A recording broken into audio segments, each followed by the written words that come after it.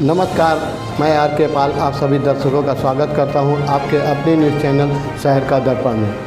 अब सभी खबरें विस्तार। लखनऊ में समाज कल्याण विभाग द्वारा संचालित आश्रम पद्धति विद्यालयों के अंशकालिक शिक्षकों ने गुरुवार को निदेशक को ज्ञापन सौंपकर नवीनीकरण पर जल्द निर्णय लेने की मांग की। शिक्षकों का आरोप है कि कार्यकाल समाप्त होने के बाद उन्हें बिना आदेश के कार्य से अलग कर दिया गया और मांगों को लेकर मिलने पहुंचे तो निदेशक कमरा छोड़ फरार हो गए। वहीं शिक्षकों ने बताया कि उच्च न्यायालय ने 30 जून को उन्हें कार्य पर वापस लेकर नियमित भुगतान करने का अंतरिम आदेश दिया था, लेकिन विभाग अब तक उसका पालन नहीं कर रहा है। उनका कहना है कि नवीनीकरण में देरी से आर्थिक संकट गहरा रहा है और विद्यार्थियों की पढ़ाई भी प्रभावित हो रही है। प्रदर्शन में करीब 75 शिक्षक शामिल हुए। उन्होंने चेतावनी दी कि जल्द समाधान हम सभी शिक्षक साथी समाज कल्याण द्वारा संचालित की एक रिपोर्ट। स्कूल जिन्हें आश्रम पद्धति विद्यालयों के नाम से जाना जाता है, उसमें अंशकालिक शिक्षक के रूप में अभी तक कार्य कर रहे थे। हमारी नियुक्ति पूरे पारदर्शी माध्यम से शैक्षणिक वर्ष 2025-26 के लिए की गई थी, जो कि जो नियुक्ति पत्र के अनुसार 31 मई 2026 को ख़त्म हुई। लेकिन हमें बिना कुछ निश्चित आदेश दिए हमें कार्य से हटा दिया गया और विभाग के समक्ष काफ़ी अनुनय विनय करने के बाद भी हमारी सुनवाई नहीं की गई, जिन चीज़ों से फिर हम लोग निराश होकर कोर्ट का माननीय उच्च न्यायालय का रुख किया गया, जिसके द्वारा हमें अंतरिम आदेश के तहत यह मिला कि हमारे जो शिक्षक हैं उनको ज्वाइन करा के उनका नियमित भुगतान कराया जाए, जो कि दिनांक 30 जून का है, जिसका अनुपालन विभाग द्वारा नहीं किया जा रहा है। केवल विभाग द्वारा अभी तक मौखिक विभाग के उच्च पदाधिकारियों द्वारा हमें केवल मौखिक आदेश दिया जा रहा है कि हम आपका कर देंगे, बट हम सभी लोग काफ़ी त्रस्त हो चुके हैं इन तरह की आश्वासनों से। और हम घर परिवार वाले लोग हैं, हमारे ऊपर समाज का, हमारे घर परिवार का, हमारे ऊपर भी हमारे परिवार के लोग आश्रित हैं।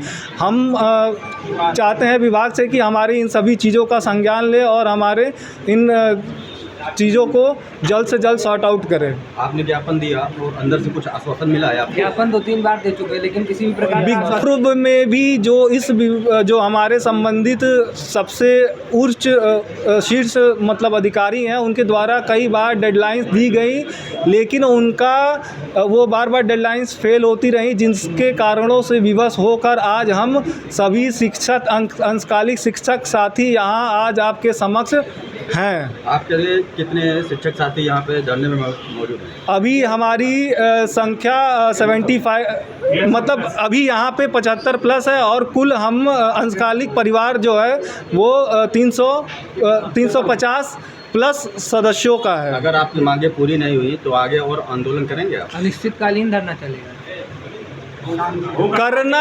करना हमारी व्यवस्था है। हम अपने घरों पे भूखे मरे, उससे अच्छा है कि हम इस विभाग के सामने अनुनय विनय करते हुए अपने प्राणों का त्याग करें। मांगे यही है कि हमारा नवीनीकरण किया जाए और अन्य राज्य में भी हुआ ऐसी प्रक्रिया हुई है। माननीय उच्च न्यायालय का आदेश है साफ साफ, अगर हमारे न्यायपालिका का ही आप कहना नहीं मान रहे हैं, जो सबसे सर्वोच्च संस्था है, तो आप किसका कहना मानेंगे? उसके अलावा भी हम लोग अपने तरफ से आके काफ़ी बार अनुनय विनय कर चुके हैं, हाथ पैर भी जोड़ चुके हैं कि सर हमारा नवीनीकरण कर दिया जाए।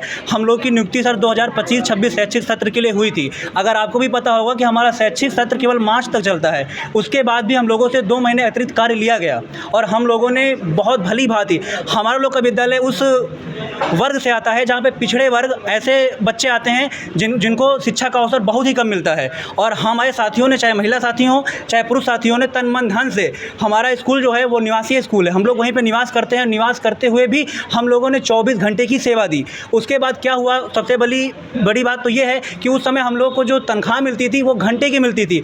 उसके बाद भी हम लोग क्या करें, हम लोग बेरोजगार थे, हम लोगों ने किसी तरह अपने आप को रखा समाज जोड़ के विद्यालय से कि आगे हम हमारे लिए कुछ ना कुछ ये समाज कल्याण विभाग कुछ ना कुछ अच्छा करेगा और नवीनीकरण करेगा, हम लोग को स्थायित्व कुछ ना कुछ प्रदान करेगा। लेकिन उसके बाद क्या हुआ, 2 महीने के अतिरिक्त कार्य लेने के बाद भी इन्होंने हमारा नवीनीकरण नहीं किया। और अगर आप जयप्रकाश नारायण सर्वोदय विद्यालय, जिसका पूर्ववर्ती नाम है राजकीय आश्रम पद्धति विद्यालय, पंडित दीनदयाल उपाध्याय आश्रम पद्धति विद्यालय, उसमें इतिहास रहा है कि जो लोग ज्वाइन हुए हैं, जो लोग ने अपनी सेवा दी, उनका नवीनीकरण किया गया है। और माननीय उच्च न्यायालय के आदेश में वो सारगर्भित है उसमें कि इन्होंने नवीनीकरण किया है पूर्व में, उसके बाद भी ये नवीनीकरण नहीं कर रहे हैं।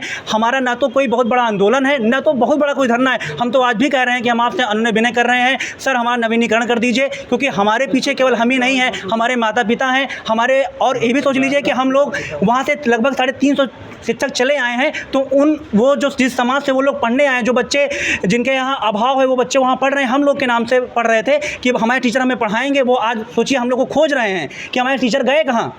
बोर्ड एग्जाम होने वाले हैं, वो बच्चे कहाँ जाएंगे। आप ये कह रहे हैं कि हम समाज कल्याण हैं, हम समाज का कल्याण कर रहे हैं, तो उन बच्चों का कल्याण आप कहाँ कर रहे हैं जिनके नाम पर आपने विद्यालय खोल तो दिया है कि हम SC ST के नाम पर विद्यालय खोले हैं, लेकिन उन बच्चों को शिक्षा मिल कहाँ रही है। तो भाई अगर हमारा आपका उद्देश्य सही है कि समाज में सकारात्मक आप कल्याण लाएं, तो उसको आपको दिखना चाहिए, आपका ज़मीन पे दिखना चाहिए कि हाँ हमारे शिक्षक हैं। आप हम कहते हैं हमें हटाए, तो शिक्षक आपके पास हैं कहाँ? तो कम से कम करिए आप, हम ही लोग को नवीनीकरण करिए, हमारी यही मांग है। इनके स्कूलों को हमने अर्थ से भाई हम लोग के पास यही रहेगा मांग कि हम लोग यहीं रहेंगे, अनशन पे बैठेंगे, भूख हड़ताल करेंगे, क्या करेंगे और क्या ही कर सकते हैं हम लोग। मत होइए कंफ्यूज, देखते रहिए शहर का दर्पण न्यूज़, क्योंकि खबरों की नब्ज़ पहचानते हैं हम। फिर अगले बुलेटिन में मुलाकात होगी, तब तक के लिए नमस्कार।